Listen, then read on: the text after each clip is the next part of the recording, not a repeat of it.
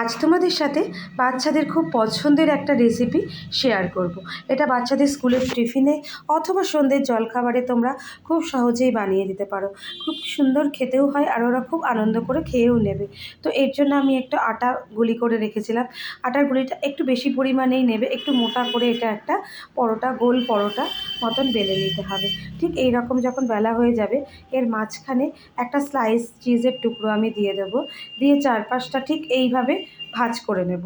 নিয়ে এটাকে একটু গোল মতন করে নিয়ে আবার একটা গোল পরোটার মতন বেলে নেব। ঠিক এই রকম যখন বেলা হয়ে যাবে, একটু মোটা করেই বেলবে। আমি তাওয়াতে দিয়ে এটাকে শুকনোভাবে দু পিঠই ফ্রাই করে নেব। এটাতে কোনো তেল ব্যবহার করবে না বা কড়া করেও ভাজবে না, হালকা করে এটাকে দু পিঠ সেঁকে নিতে হবে। সেঁকা হয়ে গেলে এটা তুলে নিয়ে আমি একটা কাঁটা চামচ দিয়ে পুরো পরোটাটার মধ্যে এইরকমভাবে ফুটো ফুটো করে দেবো। দিয়ে ওপর থেকে টমেটো সস আর মেয়োনিজ দিয়েছি। তোমরা যদি পিৎজা সস থাকে বাড়িতে সেটা ব্যবহার করতে পারো, অথবা না থাকলে শুধু টমেটো সসও ব্যবহার করতে পারো, তাতেও ভালো লাগে খেতে। এবার সমস্ত সসটা দিয়ে পুরো রুটিটার মধ্যে কাঁটা চামচ দিয়ে আমি লাগিয়ে দেবো। একটু খেয়াল করে দেখবি যাতে পুরো রুটিটার মধ্যে এটা লাগানো হয়ে যায়। পুরোটা মাখানো হয়ে গেলে ওপর থেকে আমি কিছু ভেজিটেবল এতে দেবো। আমি দিয়েছি পেঁয়াজ, ক্যাপসিকাম আর সুইট কর্ন।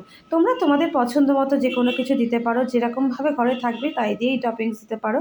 আর চাইলে এতে চিকেন, পনিরও দিয়ে দিতে পারো, ডিম সেদ্ধ করে ছোটো ছোটো স্লাইস করে কেটে দিতে পারো।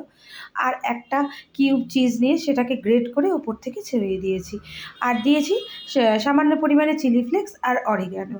এটাকে দিয়ে পুরোটা ছড়িয়ে দিয়ে আমি ফ্রাইং প্যানটা একটু গরম করে রেখেছিলাম, ওটাতে দিয়ে ঢাকা দিয়ে 7-8 মিনিট একটু বেক করে নেবো লো ফ্লেমে। দেখো 7-8 মিনিট পরে ঢাকনাটা খুলে নিয়েছি। এই সময় এটা পুরোপুরি বেক হয়ে গিয়ে তৈরি হয়ে গেছে। তোমরা অবশ্যই এটা একবার বাড়িতে বানিও আর আমাকে জানিও তোমাদের কেমন লাগলো।